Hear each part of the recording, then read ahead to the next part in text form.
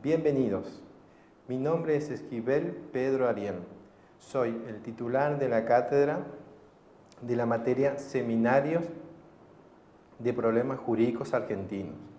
Tengo el gusto de trabajar con la doctora Paula Pugliotti y la doctora Manuela Ortiz, en el cual estaremos desarrollando el programa que en su oportunidad ya la doctora Pugliotti estuvo desarrollando la unidad 1 y comentando las pautas y criterios con respecto a la materia.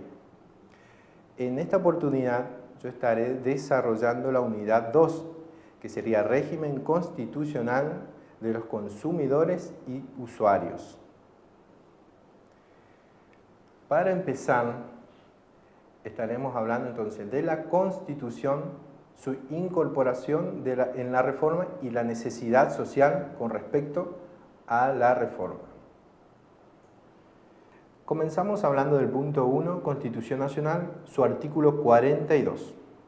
Los consumidores y usuarios de bienes y servicios tienen derechos en relación de consumo, a la protección de salud, seguridad, intereses económicos, a una información adecuada y veraz, a la libertad de elección y a condiciones de trato equitativo y digno.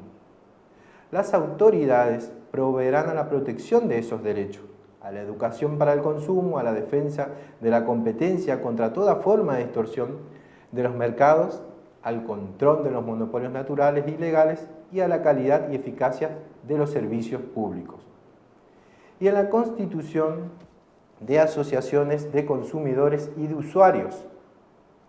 También nos referimos a la legislación que establecerá procedimientos eficaces para la prevención y solución de conflictos y los marcos regulatorios de los servicios públicos de competencia nacional, previendo la necesaria participación de las asociaciones de consumidores y usuarios y de las provincias interesadas en las organizaciones de control.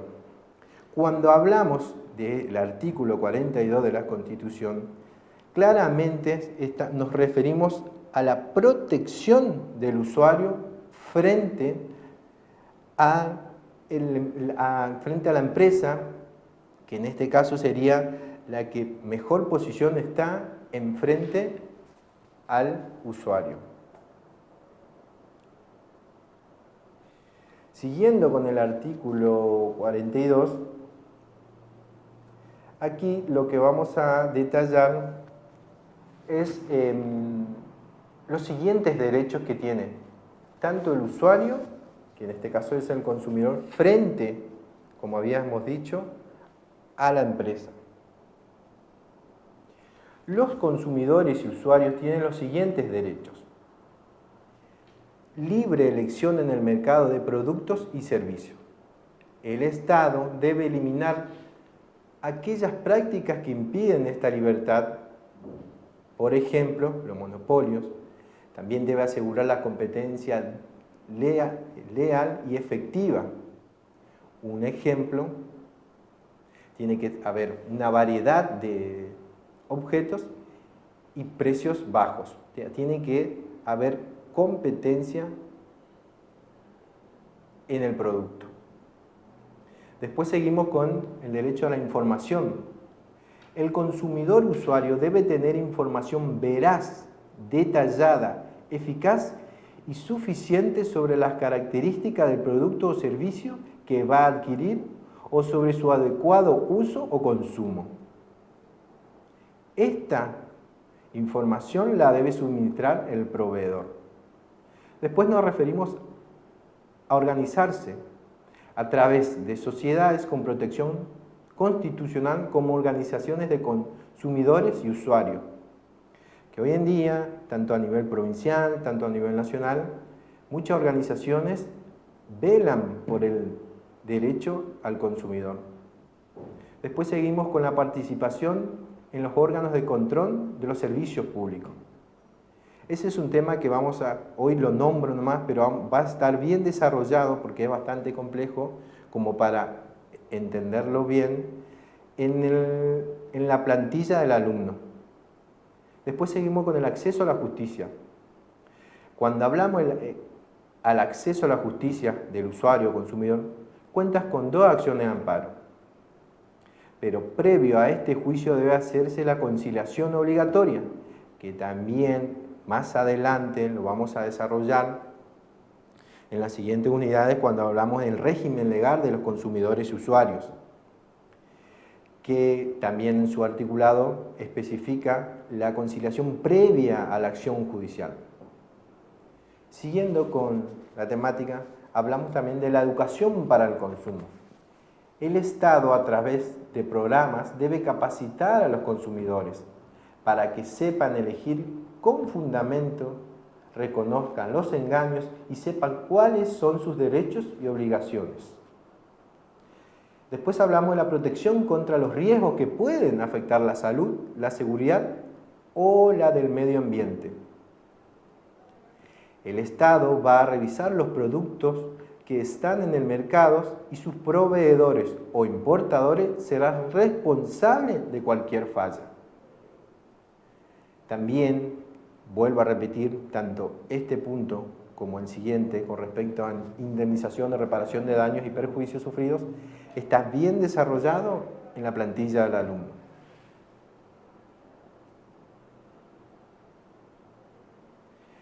Aquí lo que vamos a mirar y ver y desarrollar es bien marcado la protección que tiene el Estado para el usuario. Y decimos que el Estado, por su parte, debe darle protección a estos derechos. A través de las leyes, el Estado debe prevenir o solucionar los problemas que surgen en estas relaciones comerciales. Regular los servicios públicos, volvemos a repetir, permitiendo que las asociaciones, o sea, organizadas, legales, de consumidor y usuario, participen del organismo de control. ¿Qué quiere decir?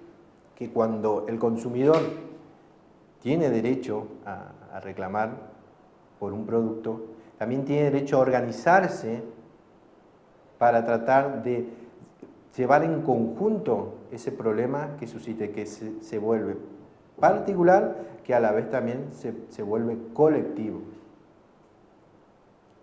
Bueno, siguiendo la unidad 2, y nos referimos al punto 2, que habla de las acciones judiciales que habíamos enumerado anteriormente y dijimos que lo íbamos a desarrollar en la plantilla del alumno. Aquí también vamos a hablar, no muy profundo el tema, pero a tratar de entender y encaminar qué significa la acción judicial que tiene el usuario consumidor al momento de defender su derecho. Bueno, cuando hablamos de las acciones judiciales, nos referimos también a la Constitución Nacional en su artículo 43, que nos habla de la acción de amparo. ¿Qué es el amparo?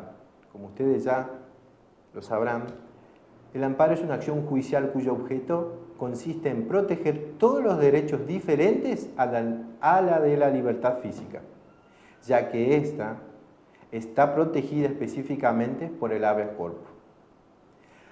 Las acciones son dos garantías constitucionales que tiene el consumidor. Cuando hablamos de acción, es el paso que tiene la persona para accionar judicialmente, como lo venimos diciendo, y decimos que toda persona puede interponer acciones expedita y rápida de amparo siempre que no exista otro medio judicial más idóneo contra todo acto u omisión de autoridades públicas o de particulares que en forma actual o inminente lesione, restrinja, altere o amenace con arbitrariedad o ilegalidad manifiestas derechos y garantías reconocidos por esta Constitución. Un tratado o una ley. Acá vamos a detenernos unos minutitos como también para hablar cuando la Constitución en su artículo habla de los tratados, se refiere a tratados internacionales que, como sabrán, esos tratados tienen supremacía constitucional, están en el mismo rango que la Constitución. Bueno, siguiendo con el desarrollo, en el caso, el juez podrá declarar la inconstitucionalidad de la norma que se funde en el acto u omisión lesiva. Podrá interponer esta acción contra cualquier forma de discriminación o en lo relativo a los derechos que protegen el ambiente, a la competencia, al usuario y al consumidor, así como a los derechos de incidencia colectiva en general, el afectado, el defensor del pueblo y las asociaciones que propendan a esos fines, registradas conforme a la ley, la que determinará los requisitos y formas de su organización.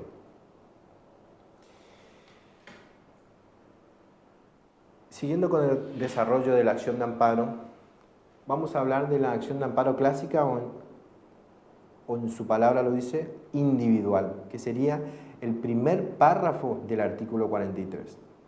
El primer párrafo del artículo 43 regula el amparo clásico, el cual tiende a proteger los derechos de las personas en forma individual. De este párrafo surgen las siguientes pautas. La acción de amparo es expedita y rápida. Esto es fundamental ya que el amparo se aplica a casos que exigen rapidez y eficacia. No debe existir otro medio judicial más idóneo. Esto significa que el amparo es excepcional. Solo procede cuando no existe otra vía judicial más eficaz para lograr el objetivo deseado. Procede contra actos u omisiones de la autoridad pública o de particulares. Esos actos u omisiones deben lesionar, restringir, alterar o amenazar derechos o garantías. Como ustedes verán, en esta acción de amparo que nos establece la Constitución Nacional, están bien resguardados los derechos del consumidor y usuario. También seguimos diciendo que reconocidos por la Constitución un tratado o una ley. La violación puede ser actual o inminente. No es necesario que se haya llevado a cabo, basta con el peligro inminente que ello ocurra. El acto o la omisión debe ser manifiestamente arbitrarios o ilegales. Si el acto o la omisión se funda en una norma, el juez podrá declarar la inconstitucionalidad de dicha norma. Siguiendo con el artículo 43, segundo párrafo, que sería la acción de amparo colectivo. A través del amparo colectivo se defienden intereses difusos que no pertenecen a un sujeto determinado, sino que están diseminados entre los integrantes de una o varias comunidades. Un claro ejemplo, siguiendo nuestra materia, serían los derechos de los consumidores y usuarios. El amparo colectivo es una ampliación del amparo individual. Por lo tanto, los 7 puntos anteriores que nos referimos al amparo individual analizados también son aplicables al amparo colectivo. Siguiendo, vamos a hablar de la legitimación para promover la acción que le corresponde. ¿A quién le corresponde? Al afectado, cualquier persona que se vea afectado por la violación de un derecho o incidencia colectiva. Al defensor del pueblo, es quien defiende los derechos humanos y demás derechos, garantías e intereses tutelados en la Constitución y leyes ante hechos o actos o omisiones de la administración, controla el ejercicio de las funciones administrativas públicas. Parando un poco con respecto al defensor del pueblo, que más adelante también lo vamos a desarrollar en la unidad y que va a estar bien desarrollado, como decimos, en la plantilla del alumno, el defensor del pueblo tiene la misma facultad que tenemos los consumidores y usuarios, defender el derecho. En este caso, el defensor del pueblo es una figura constitucional que se ve a nivel nacional, provincial y en su caso también diferentes municipalidades, municipios, presentan la figura del defensor del pueblo para trabajar en conjunto con los derechos de la persona física. Siguiendo, a las asociaciones registradas, que se la considera también como legítima para promover la acción de amparo. Aquellas que defiendan el ambiente, por un claro ejemplo, la organización a nivel mundial, Greenpeace, que defienden un derecho en conjunto, en este caso el derecho al ambiente sano. Es un problema a nivel mundial que esta organización viene llevando y tratando de resguardar esos derechos, que no protege a una sola persona en sí, sino que protege a todo un conjunto de personas a nivel Estado y a nivel mundial, que trata de proteger el ambiente para nosotros y para nuestras generaciones futuras. Este claro ejemplo sería de un usuario y consumidor y a los derechos de incidencia colectiva en general, o sea, el medio ambiente que lleva a cabo la protección de esta organización hace una protección para todos. Por lo tanto, los requisitos específicos del amparo colectivo son: legitimación para interponer la acción de amparo, existencia de un perjuicio para la colectividad del acto que se impugna. Ahí hacemos un punto con respecto a los requisitos específicos, como venimos hablando, tanto los requisitos para la acción particular, individual y de la acción colectiva. Después nos referimos también, cuando hablamos de la acción colectiva, a los tratados internacionales. El amparo también se encuentra establecido en el Pacto de San José de Costa Rica. Más adelante, vuelvo a repetir, lo vamos a desarrollar en profundidad este tema con respecto a tratados internacionales. Siguiendo con el desarrollo de la unidad 2, llegamos al punto número 3, que es acción de amparo, y da como por finalidad a la unidad, que en este caso, en este corto video que desarrollamos la unidad 2, lo vamos a plasmar más, como lo vengo repitiendo en todo el video, en la plantilla del alumno, y vamos a tratar también de especificar y tratar de interactuar en los foros para ampliar más el tema. Voy a estar en contacto con mi colega, la doctora Pugliotti y la doctora Ortiz, con respecto a los trabajos prácticos que vamos a desarrollar de la unidad 2. Bueno, llegamos a su desarrollo final. Les agradezco por tratar de avanzar en la materia, y lo que esté a disposición de nosotros, los profesores, de tratar de responder a sus preguntas. No hay ningún problema de estar en constante contacto. Muchas gracias.